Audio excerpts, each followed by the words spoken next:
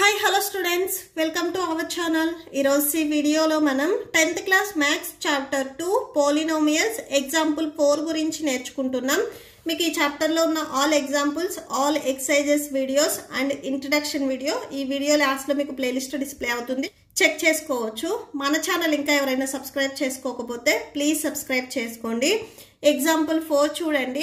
Find a quadratic polynomial. Quadratic polynomial, quadratic means degree 2 ఉండాలి. Okay, polynomial degree అనేది మీకు 2 ఉండాలి. The sum and product of whose zeros are -3 and 2. ఇక్కడ మీకు polynomial అనేది ఇవ్వలేదు. సో ఆ పాలినోమియల్ కి జీరోస్ వాల్యూస్ ఎక్కడ వస్తాయి అనేది ఇచ్చారు. మీరు క్వాడ్రాటిక్ పాలినోమియల్ అనేది ఫైండ్ అవుట్ చేసుకోవాలి. ఓకే, సో సొల్యూషన్ చూడండి. బిఫోర్ మనం ఎగ్జాంపుల్ 2 and 3 లో వచ్చేసరికి క్వాడ్రాటిక్ పాలినోమియల్ ఇస్తే మనం దానికి జీరోస్ అంటే ఎక్కడ జీరోస్ వస్తాయి, ఏ నెంబర్స్ దగ్గర జీరోస్ వస్తాయి అనేది మనం ఫైండ్ అవుట్ చేసాము. ఇక్కడ -3 and 2 దగ్గర జీరోస్ వస్తాయని వాళ్ళే చెప్తున్నారు. బట్ ఇక్కడ వచ్చేసరికి పాలినోమియల్ అనేది మనం ఫైండ్ అవుట్ చేయాలి. అంటే మీకు ఎగ్జాంపుల్ 4 అనేది రివర్స్ లో ఇచ్చారు.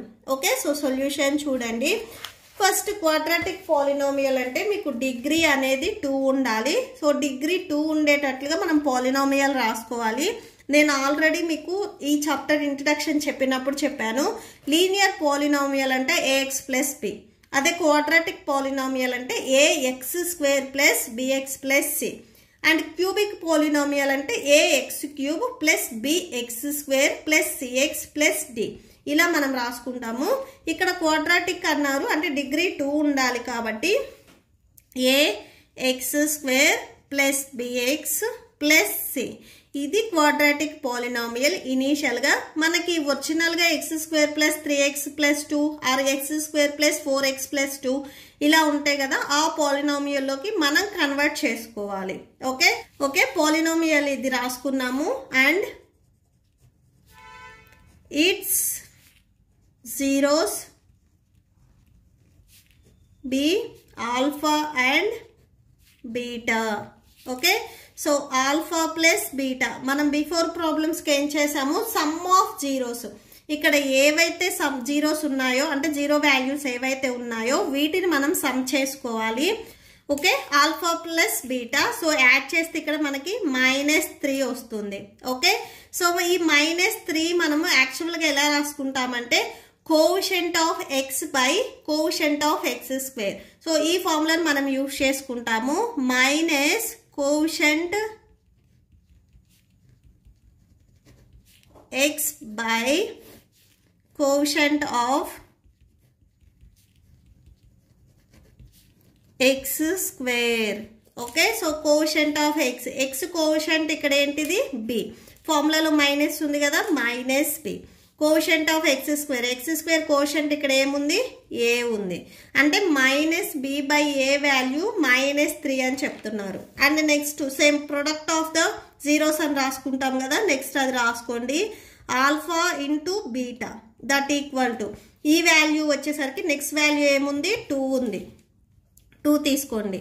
సో దీనికి మనము constant by coefficient of x² రాసుకుంటాము. సేమ్ రాసేసుకోండి. Constant by coefficient of x². Constant ఇక్కడ ఏముంది, c ఉంది. c by coefficient of x² coefficient ఇక్కడ ఎంత, a. So c by a ఈ వాల్యూ వచ్చేసరికి 2 కి ఈక్వల్ అవుతుంది. అంటే ఇక్కడ చూడండి, ఇఫ్ a = 1 -b/a వాల్యూ ఇక్కడ మీకు -3 కి ఈక్వల్ అవుతుంది. And c by a value మీకు 2 అవుతుంది. ఇక్కడ a ప్లస్ లో మీరు 1 తీసుకున్నట్లయితే అంటే 2/1 మనం 2 గా రాసుకోవచ్చు. అండ్ b ప్లస్ లో కూడా ఇక్కడ మీరు 3 తీసుకున్నట్లయితే 3/1 ని మీరు 3 గా రాసుకోవచ్చు.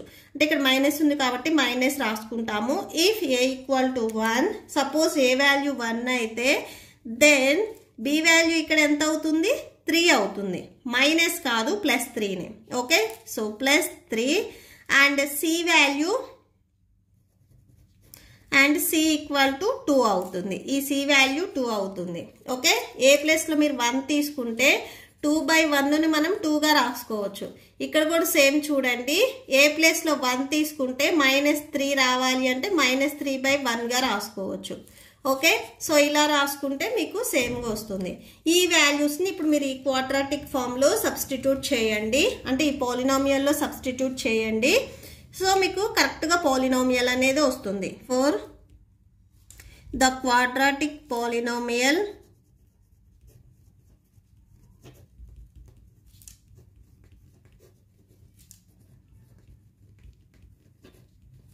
బి, సో ఒకసారి పాలినామియల్ చూడండి, ax² plus bx plus c. So ఈ ప్లేస్లో మీరు a వాల్యూ 1 తీసుకున్నట్లయితే 1x² plus b value 3, x plus c value 2. 1x² అంటే x² ప్లస్ 3x ప్లస్ 2. ఇది మీకు క్వాడ్రాటిక్ పాలినామియల్ అవుతుంది. సో కరెక్ట్ పాలినామియల్ ఇది. Okay, so that's it. ఈ ప్రాబ్లంతో మీకు ఈ వీడియో కంప్లీట్ అయింది. మీకు ఈ వీడియో నచ్చితే ప్లీజ్ లైక్ చేయండి, మీ ఫ్రెండ్స్కి షేర్ చేయండి, అండ్ మన ఛానల్ని సబ్స్క్రైబ్ చేసుకోండి. ఈ వీడియో లాస్ట్లో మీకు నెక్స్ట్ ఎగ్జాంపుల్ కంటిన్యూ అవుతుంది, చెక్ చేసుకోవచ్చు. Thank you and thanks for watching.